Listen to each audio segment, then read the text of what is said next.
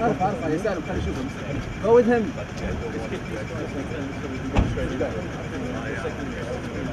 شباب نخش ندخل خايف يطلع. خلينا ناخذوه هو خاش بس. اوكي خلاص.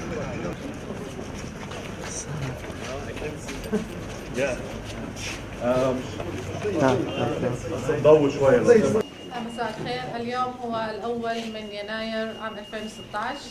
And my colleagues and myself, we decided to spend the last day of the old year and the first day of the new year here in Libya with the people of Libya. وأنا وزملائي في البعثة قررنا أن نقضي أول يوم من السنة الجديدة وآخر يوم من العام الماضي هنا في ليبيا. I've been yesterday in Shahat and El Beida. وقد كنت أمس في الشحات في البيضة. I had a meeting with President Aguila, but also with many tribal dignitaries of the Cyrenaica and mayors. وكان لدي لقاء اجتماع مع السيد عقيلة وكذلك مع الكثير من أعيان القبائل في البرقة. This was very encouraging. وكان هذا الاجتماع مشجعا للغاية. And today I'm looking back on a day full of activities, in particular with President Nouri Abu Sahmain and members of the GNC and several mayors. وأنا أنظر اليوم أيضا كان لدي لقاء كان يومي مليئا بالفعاليات، فقد التقيت السيد نوري أبو سهمين وأعضاء المؤتمر الوطني العام وعدد من عمداء البلديات. We had very fruitful and very open discussion over many hours. وقد أجرينا لقاء امتد لعدة ساعات وكان اللقاء مثمرا ومناقشات مثمرة أيضا. And I had the chance to make my position and the position of the United Nations very clear. وكانت أتيحت لي الفرصة لإيضاح وتوضيح موقفي وموقف الأمم المتحدة أيضا. We have now the Libyan political agreement in place. It was signed in Skhirat on the 17th of December 2015. لدينا الآن الاتفاق السياسي الليبي وهو نافذ وقد تم توقيعه في الصخيرات في 17 من ديسمبر الماضي. In this agreement there are several institutions like the Presidency Council, the State Council and the House of Representatives. في هذا الاتفاق هنالك عدة مؤسسات وهي المجلس الرئاسي ومجلس الدولة وكذلك مجلس النواب. Now the purpose of my visit was to convince those who are not yet on board to support the agreement. والغرض من زيارتي كان لإقناع أولئك الذين لم يشتركوا لحد الآن بالانضمام إلى العملية ودعم العملية. And I hope I was successful with some of the members of the GNC to bring them on board. وآمل أنني نجحت مع أولئك أعضاء المؤتمر الوطني لإشراكهم في العملية. Now this Libyan political agreement enjoys the full support of the Security Council of the United Nations. هذا الاتفاق السياسي الليبي يحظى بالدعم الكامل من المجتمع الدولي. And I read out to the members of the GNC and to President Nouri Abu Sahmain, I read out the articles of the Security Council resolutions 2259. وقد قرأت لرئيس وأعضاء المؤتمر الوطني العام مواد قرار الصادر عن مجلس الأمن قرار 2259. This means that the sole legitimate body is the Presidency Council and then the government once approved by the House of Representatives. وهذا يعني أن الكيان الوحيد الشرعي هو المجلس الرئاسي ومن بعده حكومة الوفاق الوطني. And I suggested 5 points, and this was in accordance also with what I suggested yesterday in Beida. وقد اقترحت 5 نقاط وهذا يأتي وفقا لما اقترحته أمس في البيضة. The first point is the Libyan political agreement is the basis of all discussions. There is no alternative. النقطة الأولى هي أن الاتفاق السياسي الليبي هو أساس كل المناقشات وليس هنالك بديل عنه. Second, there should be no parallel initiatives. النقطة الثانية هي لا يجب أن تكون هنالك مبادرات موازية لذلك. All initiatives should be based under the umbrella of the United Nations. جميع المبادرات يجب أن تبنى وتقوم تحت مظلة الأمم المتحدة. Third, it must be an inclusive process. النقطة الثالثة هي أن هذه العملية يجب أن تكون عملية شاملة. I know that there are opponents to the agreement. أنا أعلم أن هنالك من يعارض هذا الاتفاق. Now my endeavor and my efforts is to bring all those on board who do not yet join.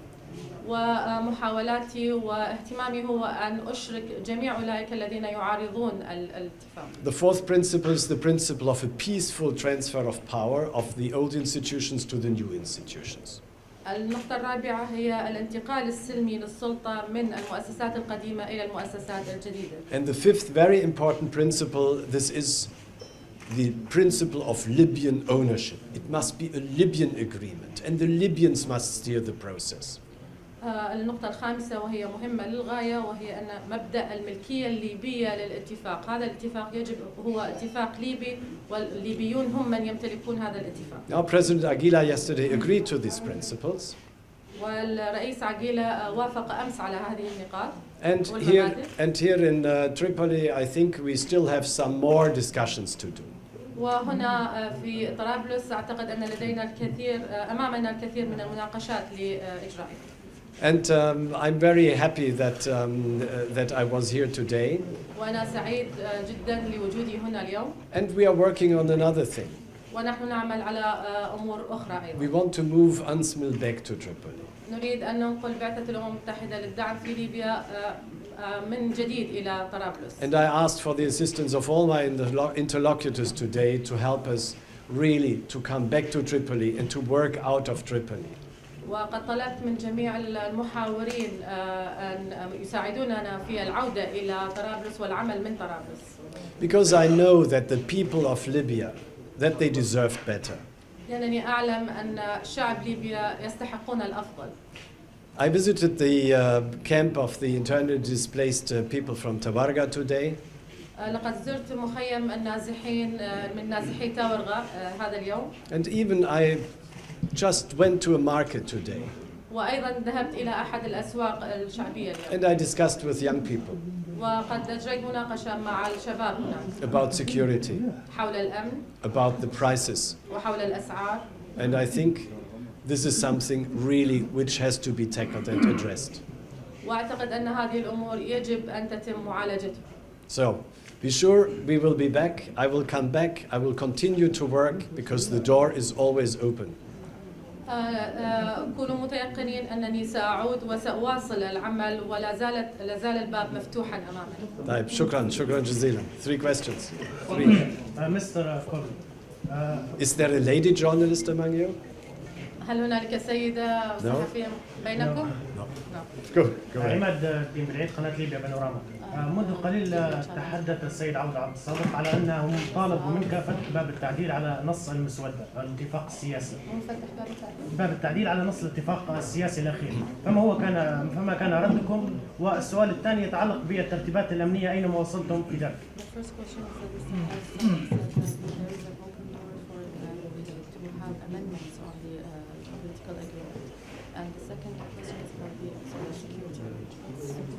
Yes, now the Libyan political agreement was signed. لقد تم توقيع الاتفاق السياسي. And there will be no amendments now. ولن تكون هنالك تعديلات بعد الآن. This is now in the hands of the House of Representatives. والأمر الآن في يد مجلس النواب. If they decide to change it, they can change it.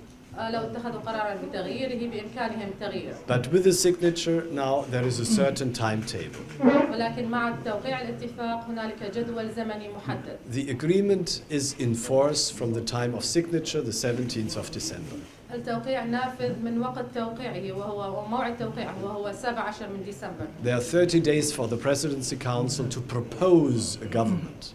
وهنالك فترة 30 يوما للمجلس الرئاسي لاقتراح حكومة. And this proposal goes to the House of Representatives. وهذا الاقتراح سيذهب إلى مجلس النواب. And the House of Representatives has 10 days to say yes or to say no to the government of national unity. ولدى مجلس النواب فترة 10 أيام للموافقة أو عدم الموافقة على الحكومة. The same is true for the security arrangements. وينطبق نفس القول على الترتيبات الأمنية. Within 2 weeks there should be a temporary security committee nominated by the Presidency Council. خلال أسبوعين يجب أن تكون هنالك لجنة أمنية مؤقتة يتم تسميتها من قبل مجلس الرئاسي. Now the line in the agreement is very clear.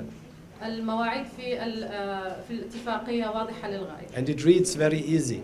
ويمكن قراءتها بسهولة. But it's also very difficult to implement. ولكن أيضا من الصعوبة الشديدة تنفيذها. Because we have to leave the paper and now come to reality. لأن علينا أن نترك الورق ونأتي إلى الواقع. It's easy to discuss in conference rooms, but it's very difficult to implement it on the ground. من السهولة مناقشة الأمور في داخل قاعات الاجتماعات والمؤتمرات، ولكن من الصعب تنفيذ الأمر على الواقع. And that's why I keep all the doors open to everybody, whether they joined the agreement or whether they are still opposing the agreement, to bring them on board. I think this is very important. ولهذا السبب أنا لا أزال أفتح الأبواب واسعة أمام الجميع، أولئك المؤيدين وأولئك المعارضين للاتفاق السياسي، لجمعهم وإشراكهم جميعا في العمل. Many parties have concerns. لدى جميع الأطراف مخاوف. And I understand this. وأنا أتفهم ذلك. On the other side, the economic situation is bad.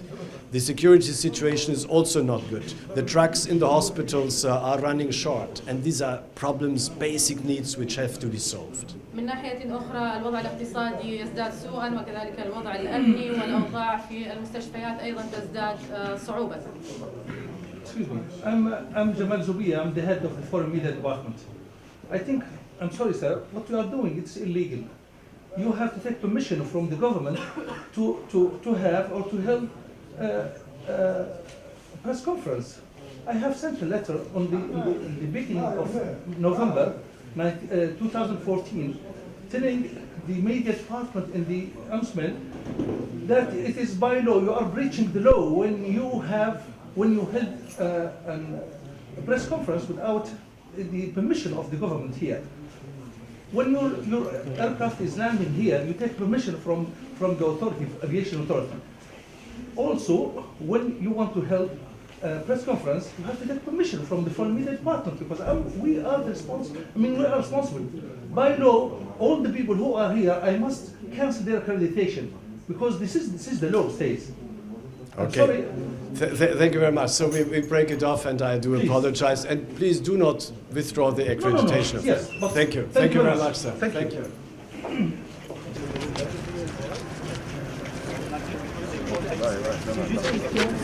Pour les 15 frontières, pour donner la crédibilité pour bombarder la Libye. Non, merci bien.